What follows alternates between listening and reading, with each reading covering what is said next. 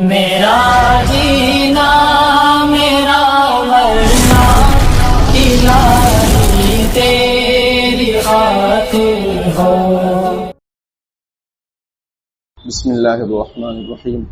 عرب کے عام دستور کے مطابق آپ صلی اللہ علیہ وسلم نے بچپن میں بھیڑ بکریاں بھی چرائی ہیں، کیونکہ عرب میں لوگ چراتے تھے بھیڑ بکریاں اور اس سے وہ اجرت حاصل کرتے تھے، پیسہ۔ کچھ لوگوں کا یہ پیشہ بھی تھا اور کچھ لوگوں کے پاس بکریاں بھی تھیں، بھیڑ بھی تھیں، تو آپ صلی اللہ علیہ وسلم نے بھی اجرت پر بکریاں چرائی ہیں تاکہ کچھ انکم ہو اور چچا ابو طالب کا گھر چل سکے، کیونکہ بڑے تنگ حالات تھے۔ جب آپ صلی اللہ علیہ وسلم کی عمر مبارک 12 سال تھی تو حضرت ابو طالب نے شام کے تجارتی سفر کا ارادہ کیا۔ شام یعنی سیریا، مکے کے لوگ وہاں جا کر تجارت بھی کرتے تھے، تو حضرت ابو طالب نے بھی شام کے سفر کا ارادہ کیا تجارت کی غرض سے۔ حضور صلی اللہ علیہ وسلم کے اصرار پر آپ کو بھی حضرت ابو طالب نے ساتھ رکھ لیا، یعنی آپ صلی اللہ علیہ وسلم نے بھی کہا کہ مجھے بھی لے چلو، میں بھی چلتا ہوں، میں بھی آپ کے ہاتھ بٹھاؤں گا۔ سمجھ میں آئی بات؟ راستے میں تیمہ نامی مقام پر قیام کا موقع ہوا، وہاں بحیرہ نامی ایک راہب تھا۔ راہب کہتے ہیں عبادت گزار کو، کوئی آدمی اپنے آپ کو صرف عبادت کے لیے خاص کر لے، ہماری زبان میں سنیاسی، سمجھ رہے ہیں؟ سنیاسی جو ہوتے ہیں کہ اپنے آپ کو عبادت کے لیے خاص کر لیے، تو راہب اس کو بولتے ہیں کہ جو اپنے آپ کو عبادت کے لیے خاص کر لے، اور یہ نصرانیوں میں ہوتے ہیں، قرآن میں بھی اس کا ذکر ہے، انشاءاللہ صبح تفسیر میں بھی آئے گا اس کا ذکر۔ اس کی جمع راہب کی جمع آتی ہے رہبان۔ تو راستے میں بحیرہ نامی ایک راہب تھا، اس نے آپ صلی اللہ علیہ وسلم کے اندر خاتم النبیین ہونے کی علامتیں دیکھی، وہ پہچان گیا کیونکہ وہ بڑا عبادت گزار تھا اور وہ نصرانی تھا، اور انجیل میں، تورات میں نبی اکرم صلی اللہ علیہ وسلم کے اوصاف ذکر کیے گئے ہیں، بلکہ ویدوں میں بھی ذکر کیے گئے ہیں۔ ہمارے ہندو بھائی جو ہیں ان کے پاس جو وید ہیں اس میں بھی نبی اکرم صلی اللہ علیہ وسلم کا ذکر ہے، لیکن کوئی اس کو واضح طور پر بیان نہیں کرتے، کیونکہ اگر وہ بیان کریں گے تو اپنی دکان کا کیا ہوگا۔ تو اس نے آپ صلی اللہ علیہ وسلم کو دیکھا تو پہچان گیا کہ یہ خاتم النبیین، یعنی نبوت کا سلسلہ آپ صلی اللہ علیہ وسلم پر ختم ہونے والا ہے، یہ آخری نبی ہیں، وہ سمجھ گیا۔ اس کو اندیشہ ہوا، ڈر ہوا کہ اگر یہ شام گئے اور یہودی ان کو دیکھیں گے، پہچان جائیں گے کہ یار یہی خاتم النبیین ہے، اور یہودی وہ انتظار میں ہے کہ جو آخری نبی ہوگا وہ یہودیوں میں ہوگا، وہ اس انتظار میں ہے، اور وہ دیکھیں گے کہ یہ تو قریشی ہے، مکے کا ہے، تو ان کو جلن ہوگی اور وہ آپ صلی اللہ علیہ وسلم کو تکلیف پہنچائیں گے، ہو سکتا ہے قتل بھی کر دے، ان کو دیکھا نہیں جائے گا۔ تو بحیرہ نامی راہب نے سب دیکھا بھالا، اس کو ڈر ہوا، تو اس نے یہ بات، اس کو اندیشہ ہوا کہ اگر شام کے یہود آپ صلی اللہ علیہ وسلم کو پہچان لیں تو کہیں آپ صلی اللہ علیہ وسلم کی جان کے در پہ نہ ہو جائیں۔ چنانچہ بحیرہ کی خواہش پر حضرت ابو طالب نے آپ صلی اللہ علیہ وسلم کو واپس کر دیا، نہیں لے گئے شام۔ دوبارہ جب عمر مبارک 25 سال کے قریب ہوئی تو حضرت خدیجۃ الکبریٰ کی خواہش پر ان کا مال لے کر آپ صلی اللہ علیہ وسلم نے شام کا سفر فرمایا تاکہ وہاں تجارت کرے اور نفع میں دونوں شریک ہوں۔ اس کو کہتے ہیں انویسٹمنٹ۔ ایک آدمی کا مال ہوتا ہے، دوسرے آدمی کی محنت ہوتی ہے، جو نفع ہوگا، جو آپس میں پہلے طے ہو جائے 50-50 یا جو بھی پرسنٹیج طے ہو جائے اس کے مطابق سے نفع تقسیم ہوگا، یہ جائز ہے۔ آج جو ہمارے معاشرے کا حال ہے، اکثر و بیشتر ناجائز کاروبار چل رہے ہیں۔ ہم نے اس کو ممبر سے بھی سمجھایا ہے لوگوں کو، وہ پیسہ دیتے ہیں یا دکاندار پیسہ لیتا ہے 1 لاکھ روپے، مہینے کے 1000 روپے پہنچاتا رہتا ہے اور اصل رقم 1 لاکھ بھی واپس کرتا ہے، یہ ناجائز اور حرام ہے۔ کل قرض جر نفعا فهو ربا، ہر وہ قرضہ جو نفع لے کر آئے وہ سود ہے۔ آپ نے 1 لاکھ دکاندار کو دیا، ہر مہینے 1000 آپ کو دے رہا ہے اور پھر 1 لاکھ بھی لوٹا رہا ہے، تو یہ کیا ہوا؟ یہ قرضہ ہی تو ہوا، اور جو ہر مہینے 1000 آپ نے کھایا اور لیا یہ سود ہے اور یہ حرام۔ یہاں پر ایسا نہیں ہے، یہاں پر حضرت خدیجہ کا مال ہے، حضور کی محنت ہے، آپ صلی اللہ علیہ وسلم کے پاس مال نہیں تھا، آپ نے محنت کی۔ یہ جائز ہے کہ آپ کسی کو پیسہ دیں کہ بھائی یہ 1 لاکھ روپے پکڑو، آپ کاروبار کرو، جو نفع ہوگا 50-50 یا 60-40، 60% میرا 40 آپ کا، جو نفع ہوگا اس میں، اور نقصان ہوا تو میرا مال ضائع ہوگا اور آپ کی محنت ضائع ہوگی۔ دلی سے مال لانا آسان ہے؟ بمبئی احمد آباد جا کر مال لانا آسان؟ بھائی محنت کا کام ہے، تم تو کر نہیں سکتے، تم نے مال لگا دیا، اس نے محنت کر لی، یہ بھی جائز ہے۔ اور پرسنٹیج طے ہے، لیکن اس میں اصل رقم واپس نہیں ہوگی. آپ یہ بھی آج کل یہ بھی چل رہا ہے کہ چلو ٹھیک ہے آپ پیسہ دے دو، پرسنٹیج بھی طے کر لیتے ہیں، پھر وہ اصل رقم بھی بعد میں واپس کرتا ہے یہ کاروبار کرنے والا. تو یہ کیا ہوا؟ یہ سود ہوا. اصل رقم کیوں واپس ہو گیا؟ اصل رقم تو انویسٹ ہو گئی، آدمی نے محنت کیا، پھر جو نفع ہوا وہ پرسنٹیج کے حساب سے جو ہے طے ہو گیا، تقسیم ہو گیا. یہ بھی جائز ہے. یہ حضرت نبی اکرم صلی اللہ علیہ وسلم نے کیا. اس کو شریعت میں مزاربت بولتے ہیں اور اپنے یہاں عرف میں انویسٹمنٹ بولتے ہیں. اور ایک ہوتی ہے پارٹنرشپ، وہ الگ چیز ہے، اس میں دونوں آدمی کے برابر برابر پیسے رہتے ہیں اور برابر برابر نفع نقصان میں بھی شریک رہتے ہیں.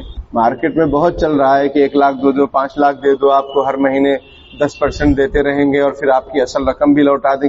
یہ سن لو اچھی طریقے سے، یہ حرام ہے، حرام ہے، حرام ہے. اور لوگوں کو بھی بتاؤ لوگوں کو بھی بتاؤ، نہ سمجھ میں ہمارے پاس لاؤ، علماء کرام کے پاس لے جاؤ، مفتیان کرام کے پاس لے جاؤ. کاروبار اگر صحیح نہیں ہوگا، انکم صحیح نہیں ہوگی، مال صحیح نہیں ہوگا تو اعمال کہاں سے صحیح ہو جائیں گے؟ آپ کو معلوم ہے حج فرض ہے، حج حرام بھی ہے. حج فرض ہے، حج حرام بھی ہے. مال حرام سے جو حج کیا جاتا ہے وہ حج حرام ہے. حضرت خدیجہ رضی اللہ تعالی عنہا نے اپنے غلام میسرہ کو بھی نبی اکرم صلی اللہ علیہ وسلم کے ساتھ کر دیا تھا. اس تجارت میں بہت نفع ہوا. آپ صلی اللہ علیہ وسلم کی دیانت و امانت سن کر اور میسرہ کے ذریعے آپ صلی اللہ علیہ وسلم کے احوال جان کر حضرت خدیجہ رضی اللہ تعالیٰ عنہ بے حد متاثر ہوئیں اور انہوں نے آپ صلی اللہ علیہ وسلم کو پیغام نکاح بھیجا. آج معاشرے میں لڑکی والے پیغام نکاح بھیجنے کو شرم محسوس کرتے ہیں. یہاں حضرت خدیجہ نے پیغام نکاح خود بھیجا ہے، حضور صلی اللہ علیہ وسلم کو خود آفر کیا ہے. یہ کوئی شرم کی بات تھوڑی ہے بھائی. رشتہ ہے، کبھی ادھر سے ہوتا ہے کبھی ادھر سے ہوتا ہے، لیکن لڑکی والے سمجھتے ہیں ہم رشتہ بھیجیں گے تو ان کو لگے گا کہ ہم دبے ہوئے ہیں. ارے دبے ہوئے کس سے؟ کون آپ کو دبا سکتا ہے؟ وقت کا حکمران تو آپ کو دبا نہیں پا رہا ہے.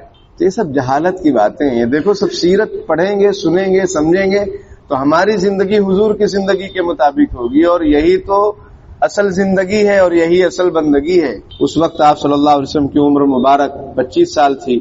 حضرت خدیجہ رضی اللہ تعالیٰ عنہا کی عمر مشہور قول کے مطابق 40 سال، بعض حضرات کے مطابق 28 سال تھی. مختلف اقوال ہیں. آپ صلی اللہ علیہ وسلم نے اسے قبول فرما لیا. اس زمانے میں نکاح کے موقع پر عاقدین میں سے ہر ایک کی طرف سے خطبہ دیا جاتا تھا جس میں اپنے اپنے خاندان کی تعریف ہوتی تھی. چنانچہ رسول اللہ صلی اللہ علیہ وسلم کی طرف سے حضرت ابو طالب نے اور حضرت خدیجہ رضی اللہ تعالیٰ عنہا کی طرف سے ورقہ بن نوفل نے نکاح کا خطبہ دیا. مہر کے بارے میں 3 روایتیں. 20 اونٹ 400 دینار. 20 اونٹ 400 دینار. 1 اونٹ خریدنے جاؤ پتہ چل جائے گا 1 لاکھ سے اوپر ہی ہوگا. 2 لاکھ کا ہے. بتائیے، مہر اچھی ہونی چاہیے. آج کل مہر 10-15 ہزار زیورات دے رہے ہیں گھر والے، لڑکے والے 1.5-2 لاکھ 3 لاکھ کا، اور مہر جو طے کر رہے ہیں وہ 10-20 ہزار 30 ہزار. میں یہ کہتا ہوں، مشورہ دیتا ہوں لڑکے والوں کو، لڑکی والوں کو، کہ جو آپ سونا دے رہے ہیں لڑکی والوں کو، اسی کو مہر کا نام کیوں نہیں دیتے تھے؟ اسی کو مہر بنا دو، گھوشت کر دو، اور مہر فاطمی دو جو سنت مہر ہے. آپ صلی اللہ علیہ وسلم نے اپنی بیویوں، اکثر بیویوں اور اپنی تمام بیٹیوں کا جو مہر طے کیا وہ 1.5 کلو کچھ گرام چاندی ہے، جس کی مارکیٹ ویلیو آج کے حساب سے 110 ہزار روپے ہوگی تقریباً. ہم نے کچھ مہینے پہلے پوچھا تھا تو 1,06,000 کچھ بتا رہے تھے. تو آج کے حساب سے مان لو 1,10,000. آپ زیورات دے رہے ہیں 2 لاکھ کے، 1.5 لاکھ کے. بھائی مہر بنا دو اسی کو، سنت مہر ہو جائے، سنت پر عمل بھی ہو جائے گا. آپ نے نکاح میں بہت کم مہر فاطمی سنا ہوگا، صحیح بات ہے کہ نہیں؟ آپ نے نکاح میں بہت کم مہر فاطمی سنا ہوگا، وہی 10,000 20,000 51,786 بھی سمجھ میں آئی بات. ایک قول کے مطابق 20 اونٹ 400 دینار یا 500 درہم آپ صلی اللہ علیہ وسلم کی طرف سے حضرت حمزہ رضی اللہ تعالیٰ عنہ اور حضرت ابو بکر رضی اللہ تعالیٰ عنہ اور دوسرے سرداران قریش مجلس نکاح میں موجود رہے. حضرت ابو بکر رضی اللہ تعالیٰ عنہ سے دوستی بہت پہلے سے تھی آپ صلی اللہ علیہ وسلم کی، بہت پہلے سے، نبوت سے پہلے سے. اور سب سے پہلے مردوں میں حضرت ابو بکر رضی اللہ تعالیٰ عنہ ہی ایمان لائے، اور بغیر کسی سوال کے بس حضور نے کہہ دیا مان لیے، حضور نے کہہ دیا مان لیے. آپ صلی اللہ علیہ وسلم نے کہہ دیا میں ساتوں آسمان پر گیا تھا، حضرت ابو بکر فوراً مان لیے. سمجھ میں آئی بات؟ اس لیے ان کا لقب کیا ہے؟ صدیق، یعنی سچ ماننے والا، سچ جاننے والا، اندر اور باہر، زبان اور اندر کا ایک، الگ الگ نہیں کہ اندر کچھ باہر کچھ۔ حضرت خدیجہ رضی اللہ تعالیٰ عنہا سے نکاح کے بعد آپ صلی اللہ علیہ وسلم محلہ بنو ہاشم سے حضرت خدیجہ کے گھر دار خزیمہ منتقل ہو گئے۔ حضرت خدیجہ رضی اللہ تعالیٰ عنہا کو ان کے بھتیجے حکیم بن حزام نے ایک غلام زید بن حارثہ دیا تھا، جو اصل میں یمن کے قبیلے بنو خزاعہ کے سردار حارثہ بن شراحیل کے صاحبزادے تھے، جنہیں ڈاکوؤں نے زبردستی 8 سال کی عمر میں اغوا کر کے بیچ دیا تھا۔ حضرت خدیجہ نے اپنے ہونہار غلام کو حضور صلی اللہ علیہ وسلم کی خدمت میں دے دیا۔ وہ آپ صلی اللہ علیہ وسلم کے ایسے جانثار ثابت ہوئے کہ والد اور چچا لینے کے لیے آئے، پھر بھی آپ کے ساتھ رہنے کو ترجیح دی۔ نبوت کے بعد بھی وہ آپ کے جانثار و محبوب صحابہ میں ہوئے۔ حضرت زید بن حارثہ حضور صلی اللہ علیہ وسلم کے آزاد کردہ غلام ہیں، حضرت خدیجہ نے گفٹ کیا، لیکن یہ یمن کے تھے، ان کے والد اور چچا لینے کے لیے آئے، ان کو ڈاکوؤں نے بیچ دیا تھا پکڑ کے۔ اس زمانے میں ایسا چلتا تھا، غلام باندی عورتوں کو بیچ دیا جاتا تھا۔ چچا اور ابا لینے کے لیے آئے حضور کے پاس سے، لیکن وہ نہیں گئے، انہوں نے کہا کہ میں آپ صلی اللہ علیہ وسلم کے پاس ہی رہوں گا۔ صحابہ میں یہ حضرت زید بن حارثہ اور ان کے بیٹے حضرت اسامہ، ان کے بارے میں یہ بات ہے کہ آپ صلی اللہ علیہ وسلم کے محبوب یہ دونوں، حالانکہ حضور کیا ہیں؟ حضور تو محبوب رب العالمین ہیں، تمام صحابہ آپ صلی اللہ علیہ وسلم سے محبت فرماتے تھے، لیکن آپ صلی اللہ علیہ وسلم کے محبوب یہ دونوں باپ بیٹے، کیونکہ بہت زیادہ محبت رکھتے تھے یہ لوگ اپنے ماں باپ سے بھی زیادہ ان لوگوں نے آپ صلی اللہ علیہ وسلم کو چاہا۔ نبوت سے پہلے ایک اہم واقعہ یہ ہے کہ کچھ لوگ عبداللہ بن جدعان کے گھر میں اس مقصد سے جمع ہوئے کہ سب لوگ مل کر ظالم کو ظلم سے روکنے کی کوشش کریں، آج بھی اس کی ضرورت ہے، اور مظلوم کی مدد کریں۔ اس معاہدے کو حلف الفضول کہتے ہیں، ایگریمنٹ ہوا، آپ صلی اللہ علیہ وسلم بھی اس میں شریک ہوئے۔ آپ کو یہ معاہدہ اس قدر پسند تھا کہ آپ صلی اللہ علیہ وسلم نبوت کے بعد بھی فرماتے تھے کہ اگر اب بھی مجھے ایسے معاہدے کی طرف دعوت دی جائے تو میں اسے قبول کروں گا۔ ظلم کے خلاف ہر زمانے میں لوگ اٹھے ہیں اور آپس میں مل جل کر ظلم کا مقابلہ کیے ہیں، ہمارے زمانے میں بھی چل رہی ہیں کوششیں، سمجھ میں آئی بات؟ ظالموں کے خلاف، ظلم کے خلاف۔ اگر ایسا کوئی بھی پروگرام ہو، اللہ کا شکر ہے جب CA/NRC کا موقع ہوا تو سرو سماجک سنستھا کامٹی میں بنائی گئی، اس سے پہلے وہ نہیں تھی، اس میں ہر سماج کے لوگوں کو جمع کیا گیا، اور ظلم کے خلاف CA/NRC کے خلاف آپ نے دیکھا ہوگا کامٹی کی تاریخ میں ماشاءاللہ ایک تاریخی ریلی نکالی گئی تھی، اور اس میں علماء اکرام آگے تھے اور پبلک پیچھے تھی، تقریباً 40,000 لوگ جمع ہوئے تھے اس میں۔ لوگوں نے دیکھا ہوگا، یہ سن 2019 کی بات ہے جب CA/NRC آیا۔ تو ظلم کے خلاف جب بھی کبھی کہیں بلایا جائے، کوئی مشورہ کیا جائے، اس میں ضرور شرکت کرنا چاہیے۔ ہمارے نبی شریک بھی ہوئے تھے اور نبوت کے بعد بھی فرماتے تھے کہ اگر مجھے ایسے پروگرام، ایسی مجلس، ایسے معاہدے، ایگریمنٹ کے لیے بلایا جائے تو میں حاضر ہونے کے لیے تیار، کیونکہ ظلم ہے، ناجائز اور حرام ہے، وہ کسی پر بھی ظلم ہو۔ جب عمر مبارک 25 سال کی ہوئی تو خانہ کعبہ میں بارش کی وجہ سے شگاف پڑ جانے کے سبب کعبۃ اللہ کی تعمیر نو انجام پائی، یعنی بہت بارش ہو گئی تھی اور کعبہ کی دیواروں میں پھٹن سی ہو گئی تھی، ڈر تھا کہ گر جائے، تو نئے سرے سے تعمیر کا ارادہ کیا، مطلب مکے والوں نے۔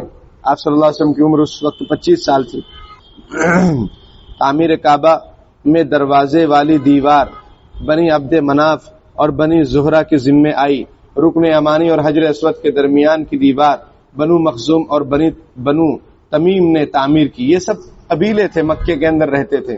حتیم والا حصہ بنو عبد الدار اور بنو اسود اور بنو عدی کے حصے میں آیا، اور پیچھے کی دیوار بنو سہم اور بنو جمح نے تعمیر کی۔ اس میں جب حجر اسود کو اپنی جگہ پر رکھنے کا موقع آیا تو مختلف قبائل کے درمیان کشمکش شروع ہو گئی، کیونکہ حجر اسود کا معنی ہوتا ہے کالا پتھر، سمجھنا ہی بات، حجر یعنی پتھر، اسود یعنی بلیک، کالا۔ اس کے بارے میں یہ بات ہے کہ وہ جنتی پتھر ہے، اور جب وہ اتارا گیا تھا تو وائٹ تھا وہ، لیکن امت کے گناہوں کی وجہ سے اس کا کلر چینج ہو گیا، وہ حجر اسود ہو گیا۔ اور اس کی بڑی فضیلت ہے اور وہ قیامت کے دن وہ سفارش کرے گا جن لوگوں نے اس کو بوسہ دیا ہے، جن لوگوں نے چھوا ہے، اس کے بارے میں سمجھ میں آئی بات. اور بڑی تڑپ ہوتی ہے جو بھی عمرہ کرنے حج کرنے جاتے ہیں کہ اس کو بوسہ دے دیں، لیکن بڑا خطرہ بھی رہتا ہے کہ بہت زیادہ بھیڑ اس پر جمع ہوتی ہے، اس میں مرد عورت سب ہوتے ہیں اور دھکا مکی ہوتی ہے. اس لیے علماء یہ کہتے ہیں کہ بھائی کسی کو تکلیف دینا حرام ہے، حجر اسود کو بوسہ دینا سنت ہے لیکن تکلیف دینا حرام، اس لیے احتیاط کرنا چاہیے.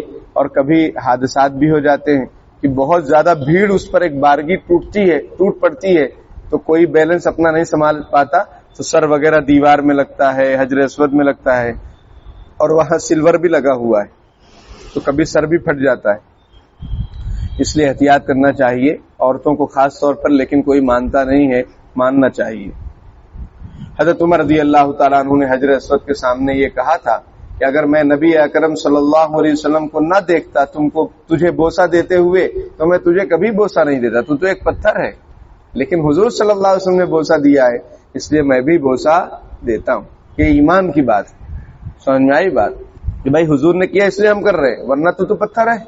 ہر در پہ جھکے سر یہ میری شان نہیں ہے، سامان تجارت میرا ایمان نہیں. تو جب حجر اسود کو رکھنے کی بات آئی تو سارے قبائل میں اختلاف ہونے لگا کہ ہم رکھیں گے اور قتل و قتال کا اندیشہ پیدا ہو گیا. ایسے موقع پر مکے کے ایک بزرگ امیہ بن مغیرہ نے تجویز پیش کی کہ کل جو شخص سب سے پہلے کعبۃ اللہ میں آئے وہ حجر اسود کو اپنی جگہ پر رکھے. کل سب سے پہلے کعبے میں آنے والی شخصیت آپ صلی اللہ علیہ وسلم کی تھی. چنانچہ آپ صلی اللہ علیہ وسلم نے ایک چادر منگائی. آپ صلی اللہ علیہ وسلم سب سے پہلے انٹر ہوئے تو سب خوش ہو گئے کہ ارے یہ تو صادق الامین ہے، سچے اور امانت دار آدمی آئے، بہت اچھے سجن آدمی ہے، یہی رکھیں. پھر آپ صلی اللہ علیہ وسلم نے ایک تدبیر اپنائی، ایک تجویز پیش کی.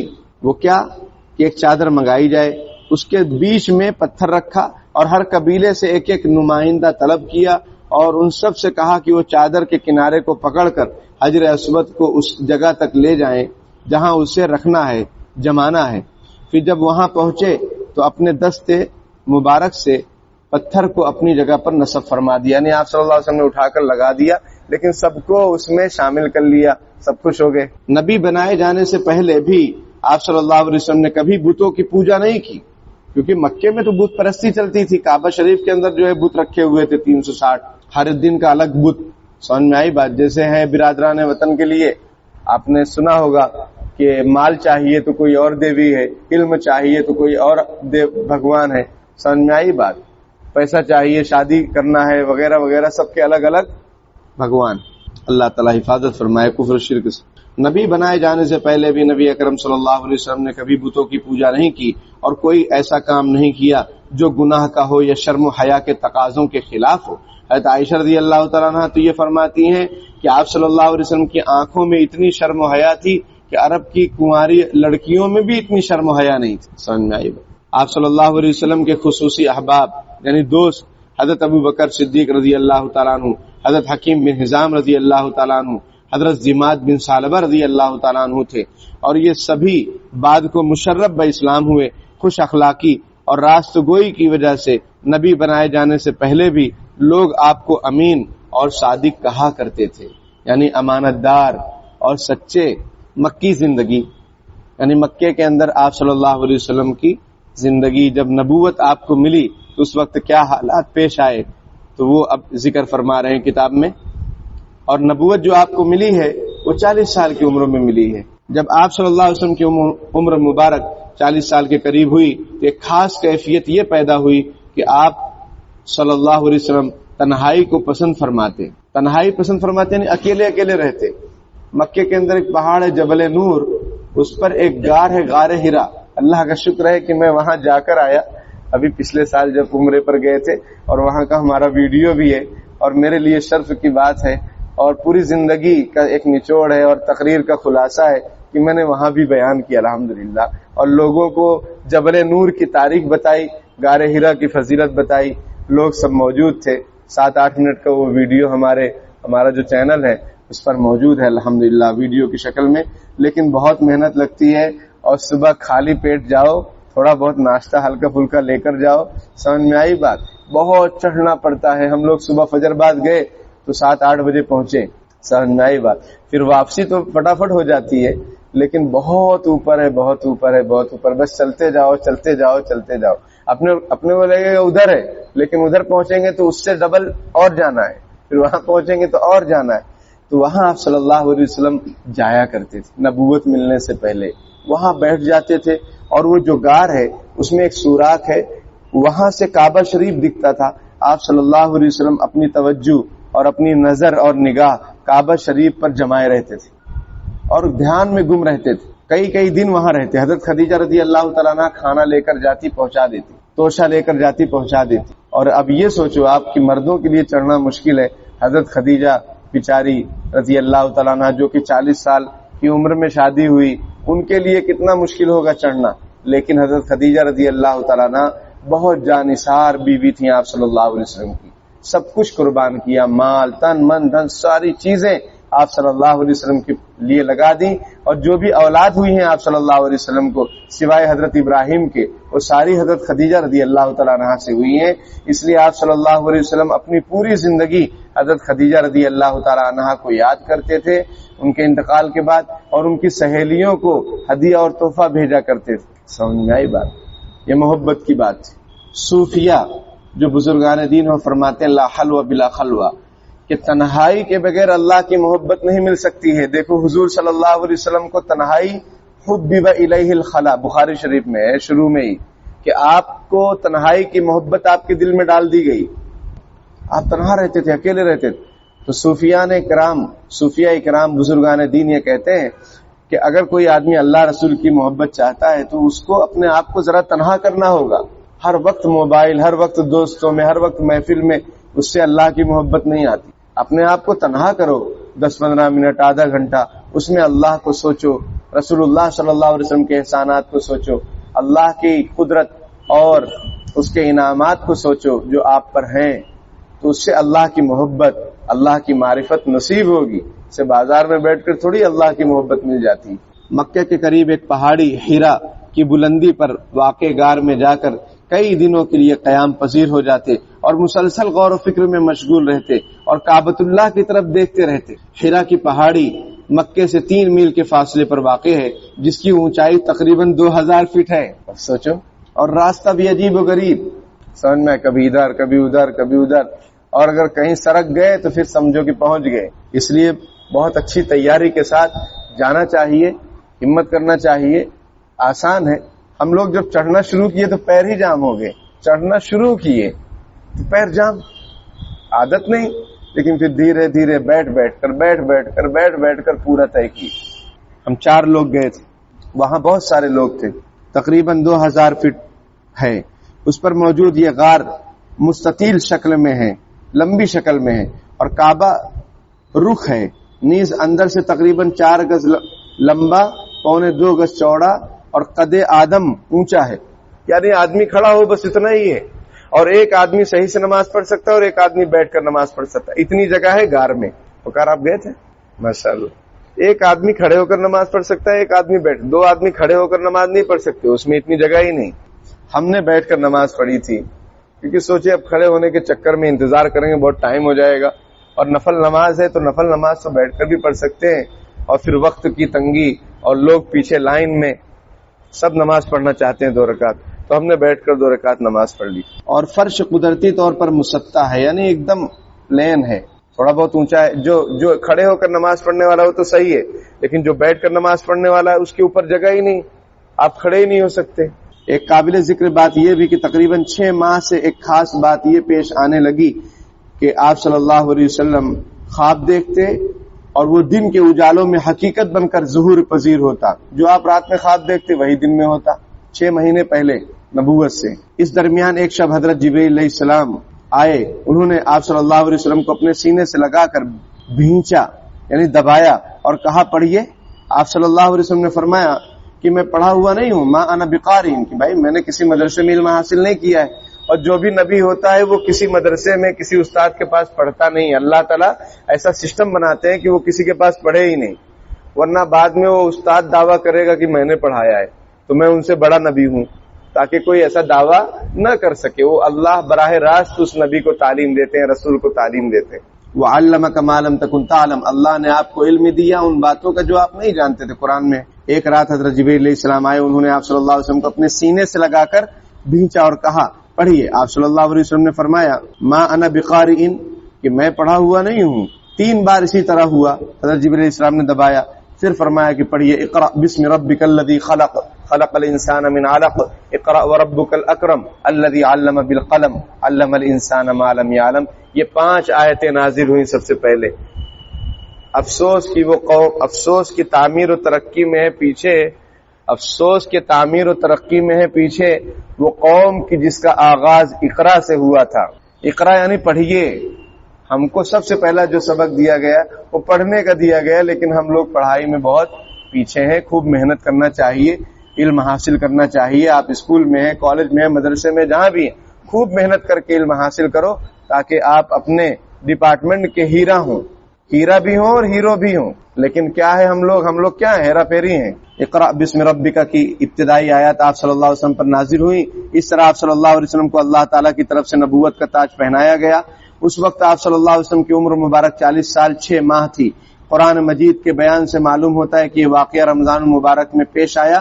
بعض اہل علم کی تحقیق مطابق 14 اگست 610 عیسوی کا واقعہ ہے یہ، اور 15 اگست کو ہمارا دیش آزاد ہو گیا اور 14 اگست کو پاکستان۔ آپ صلی اللہ علیہ وسلم اس واقعے سے گھبرا گئے، گھر آئے، حضرت خدیجہ رضی اللہ تعالیٰ عنہ سے ذکر فرمایا۔ حضرت خدیجہ رضی اللہ تعالیٰ عنہ نے تسلی دی کہ آپ صلی اللہ علیہ وسلم صلہ رحمی کرتے ہیں۔ یعنی آپ صلی اللہ علیہ وسلم کو ایسا لگا کہ کہیں میری جان نہ چلی جائے، اتنی بڑی ذمہ داری مجھ پر دی جا رہی ہے، میں اس کو ادا کر سکوں گا کہ نہیں ادا کر سکوں گا۔ آپ گھبرا گئے۔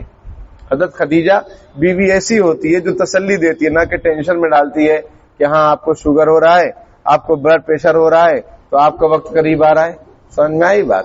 ایسا نہیں۔ بیوی دیکھیے ان کی صفات حضرت خدیجہ رضی اللہ تعالیٰ عنہ کی، کہ انہوں نے حضور صلی اللہ علیہ وسلم کو بہت تسلی دی اور فرمایا کہ آپ صلہ رحمی کرتے ہیں، رشتہ داری نبھاتے ہیں، لوگوں کی مصیبتوں میں کام آتے ہیں، مہمان نوازی کرتے ہیں۔ اللہ تعالیٰ آپ صلی اللہ علیہ وسلم کو ضائع نہیں کر سکتے۔ مکے میں تورات و انجیل کے ایک بڑے عالم ورقہ بن نوفل تھے، یہ حضرت خدیجہ رضی اللہ تعالیٰ عنہ کے قریبی رشتہ دار تھے اور انجیل کا سریانی سے عربی زبان میں ترجمہ کیا کرتے تھے۔ حضرت خدیجہ رضی اللہ تعالیٰ عنہ آپ صلی اللہ علیہ وسلم کو ان کے پاس لے گئی، یعنی کتنی بہترین بیوی کہ ڈاکٹر کے پاس بھی لے جا رہی ہیں اور تسلی بھی دے رہی ہیں۔ اس لیے شادی کرنا چاہیے، لیکن بیوی کے انتخاب میں بہت غور و فکر کر کے، رائے مشورہ کر کے پھر بیوی کا انتخاب کرنا چاہیے۔ ایسا نہیں کہ کوئی بھی آئی اور اس سے شادی کر لیے، پھر بعد میں پھر لینے کے دینے کھاوٹی۔ اللہ تعالیٰ حفاظت فرمائے۔ حضرت خدیجہ رضی اللہ تعالیٰ عنہ آپ صلی اللہ علیہ وسلم کو ان کے پاس لے گئیں اور ان سے پوری کیفیت سنائی۔ حضرت ورقہ بن نوفل نے حالات سن کر اور خود سوالات کرنے کے بعد فرمایا یہ وہی فرشتہ ہے جو حضرت موسیٰ علیہ السلام پر آیا کرتا تھا۔ ورقہ نے اطمینان دلایا اور کہا کہ کاش میں اس وقت زندہ ہوتا جب آپ صلی اللہ علیہ وسلم کو آپ صلی اللہ علیہ وسلم کی قوم نکال دے گی۔ آپ صلی اللہ علیہ وسلم کو اس پر حیرت ہوئی۔ ورقہ نے کہا کہ جس شخص کو بھی اس منصب سے نوازا گیا ہے نبوت سے، اس کے ساتھ ایسا ہی واقعہ پیش آیا ہے۔ جو بھی نبی بنائے گئے ان پر حالات بہت آئے ہیں، آپ پر بھی حالات آئیں گے۔ مکے والے آپ کو نکال دیں گے، حضور نے کہا میری قوم مجھے نکال دے گی، انہوں نے کہا بالکل نکال دے گی، اور انہوں نے یہ بھی کہا کہ کاش میں اس وقت زندہ رہتا تو میں آپ کا سپورٹ کرتا، میں آپ کی مدد کرتا۔ اس کو رکھ دی، وقت ہو رہا ہے۔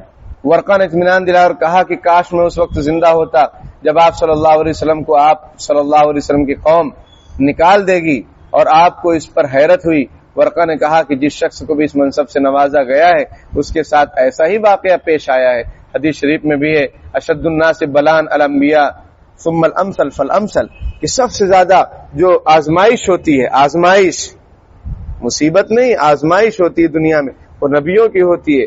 اس کے بعد جو نبیوں کے جتنا قریب ہوں گے، جتنا ان کے نقش قدم پر چلیں گے، ان کی آزمائش ہوتی ہے۔ پھر وہ لوگ جو ان کے یعنی نبی کے متبعین کے نقش قدم پر چلیں گے، جتنا چلیں گے اتنی ان کی آزمائش ہوتی ہے، اتنی ان کی آزمائش ہوتی ہے۔ اس لیے ایک مولانا صاحب نے کہا کہ میں امام ہوں اور سارے لوگ مجھ سے خوش ہیں، تو بزرگ نے فرمایا کہ تم جو ہے چاپلوسی کرتے ہو، حق بیان نہیں کرتے، کیونکہ یہ ہو ہی نہیں سکتا کہ کوئی عالم دین حق بیان کرے اور لوگ سارے اس سے خوش رہیں، ایسا نہیں ہو سکتا ہے۔ حق بیان کرے گا، کسی نہ کسی کو ضرور تکلیف ہوگی، کہ یار یہ مولانا کیا بیان کرتے رہتے ہیں. اور واقعہ پیش آیا MP کے اندر کہ ایک مولانا نے کچھ بیان کیا, ٹرسٹیوں نے نکال دیا. پوچھا گیا کیوں نکال دیا گیا, تو بتایا گیا کہ میں نے ایسا بیان دیا جس میں ٹرسٹی لوگ اس گناہ میں مبتلا تھے, ایسا میں نے بیان دیا. مثال کے طور پر سود کے بارے میں بیان دے دیا, رشتہ داری توڑنے کے بارے میں بیان دے دیا. اس میں ٹرسٹی کے لوگ کچھ مبتلا تھے, ان کو غصایا, امام صاحب کو نکال دیا. تو ایسا نہیں ہوتا ہے. آپ صلی اللہ علیہ وسلم کو بہت آفر دیے گئے کہ آپ ہمارے بتوں کو برا بھلا مت کہو. حضور نے فرمایا نہیں, جو کفر شرک ہے, جو غلط ہے, وہ تو میں بیان کروں گا ہی.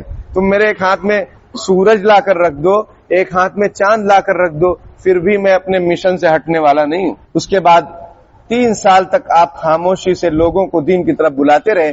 پھر جب اللہ تعالیٰ کی طرف سے حکم ہوا کہ آپ صلی اللہ علیہ وسلم اپنے قریبی رشتہ داروں کو دین حق کی طرف بلائیں, انذر عشیرتک الاقربین واخفض جناحک لمن اتبعک من المؤمنین, یہ آیتیں جب نازل ہوئی تو آپ صلی اللہ علیہ وسلم نے بنو ہاشم کو کھانے پر مدعو کیا, دعوت پر بلایا. سمجھ میں آئی بات؟ ہمارے حضرت مولانا صلاح الدین سیفی نقشبندی دامت برکاتہم فرماتے ہیں اللہ سے قریب کرنے کا 2 راستہ ہے, آسان سا 2 راستہ ہے. ایک یہ ہے کہ کسی کا کھا کر اس کو اللہ کے قریب کرو, اور ایک یہ ہے کہ کسی کو کھلا کر اس کو اللہ سے قریب کرو. کیسے؟ کہ کوئی غریب بچہ ہے, نوجوان ہے, اس کو کچھ ہدیہ تحفہ دے کر, اس کی مدد کر کے, اس کو نصیحت کر کے اس کو دین سے قریب کرو, وہ مانے گا آپ کی بات. ایک یہ کہ کوئی مالدار شخص ہے, اس سے کہو کہ بھائی آپ تو کبھی دعوت کرتے ہی نہیں, اب وہ خوش ہو گیا, اس کے یہاں دعوت آپ گئے, مقصد کھانا نہیں ہے, مقصد اس کو دین کی بات سمجھانا ہے, اللہ سے قریب کرنا ہے, علماء سے قریب کرنا ہے. آپ صلی اللہ علیہ وسلم نے دعوت دی کس کو؟ اپنے خاندان والوں کو, کھلا کر اللہ سے قریب کرنا. ایسے کوئی خالی تھوڑی بات آپ کی سنے گا, خالی بات کوئی تھوڑی سنے گا آپ کی. آج حال یہ ہے کہ ہم لوگ دین کی بات کرتے ہیں, لیکن کوئی پریشان حال ہمارے پاس آئے کہ میری ہیلپ کرو, تو کہتے ہیں میں نہیں کر سکتا, کسی اور سے ملو. تو یہ کیا ہے؟ ایسا نہیں ہونا چاہیے. بنو ہاشم کو کھانے پر مدعو کیا, ان کے سامنے دین حق کا پیغام رکھا. ابو لہب نے سختی سے, جو حضور کا چچا ہے, سگے چچا, آپ صلی اللہ علیہ وسلم کی مخالفت کی, اور تنہا حضرت علی رضی اللہ تعالیٰ عنہ تھے جنہوں نے کم سنی کے باوجود تائید و تقویت کا اعلان کیا. بچوں میں سب سے پہلے ایمان لانے والے حضرت علی رضی اللہ تعالیٰ عنہ. حضرت علی نے مان لیا, ایمان لا لیے, لیکن وہ چچا وہ بہت الٹا سیدھا بولا, اس لیے جمع کیے تھے, ایسا ویسا کھا پی کے نکل لیے. اس کے بعد اللہ تعالیٰ کا حکم نازل ہوا, فاصدع بما تؤمر واعرض عن المشرکین, کہ آپ اللہ کے حکم کو بیان کیجئے اور مشرکین کی پرواہ مت کیجئے. آپ اب علل اعلان دعوت دو. پھر تمام اہل مکہ کو دعوت دینے کے لیے, دعوت یعنی اللہ کی طرف بلانا, دعا یدعو دعوتن کا معنی ہوتا ہے کسی کو بلانا, پکارنا. وہ دعوت نہیں جو ہم لوگ جس میں ہر وقت بزی ہیں, یعنی 3 مہینے کوئی ہال خالی نہیں ہے. سمجھ میں آئی بات؟ پھر تمام اہل مکہ کو دعوت دینے کے لیے آپ صلی اللہ علیہ وسلم ایک صبح صفا پہاڑی پر چڑھے جو کعبہ شریف کے سامنے ہے, اور مکہ کے قدیم دستور کے مطابق آواز لگائی. سارے لوگ جمع ہو گئے. آپ صلی اللہ علیہ وسلم نے فرمایا, تم لوگوں نے مجھے سچا پایا یا جھوٹا, اور امانت دار پایا یا خیانت کرنے والا؟ آپ صلی اللہ علیہ وسلم نے لوگوں سے سوال کیا. سبوں نے کہا کہ آپ صادق اور امین ہیں, آپ سچے امانت دار. پھر آپ نے مزید اطمینان کے لیے فرمایا, اگر میں کہوں اس پہاڑ کے پیچھے دشمنوں کی فوج ہے جو حملہ کرنا چاہتی ہے, کیا تم اسے سچ مانو گے؟ لوگوں نے کہا بظاہر یہ خبر غیر متوقع ہوگی, یعنی ایسا لگتا نہیں کہ ایسا ہوگا, لیکن اگر آپ کہیں گے تو ہم قبول کر لیں گے. پھر آپ صلی اللہ علیہ وسلم نے ان پر توحید اور رسالت پیش فرمایا. ابو جہل اور ابو لہب نے سنتے ہی مخالفت شروع کر دی, اور اس وقت کسی شخص نے بھی آپ صلی اللہ علیہ وسلم کی دعوت قبول نہیں کی. آج ہمارا کیا مسئلہ ہے, کسی کو کچھ دین کی بات بتاؤ تو ہم سمجھتے بس کل سے نماز میں آ جانا چاہیے. ایسا نہیں ہوتا ہے. دھیرے دھیرے سمجھاتے رہو, انشاءاللہ وہ دھیرے دھیرے بستی ہے. ایک بارگی بستی نہیں بس جاتی عائشہ گارڈن, دھیرے دھیرے بستی ہے. تو وقت ہو گیا ہے آدھا گھنٹہ. انشاءاللہ آئندہ کل اللہ تعالی ہم سب کو نبی اکرم صلی اللہ علیہ وسلم کو سچی پکی محبت اور سچی پکی اتباع کی توفیق عطا فرمائے. آمین. وآخر دعوانا الحمدللہ رب العالمین.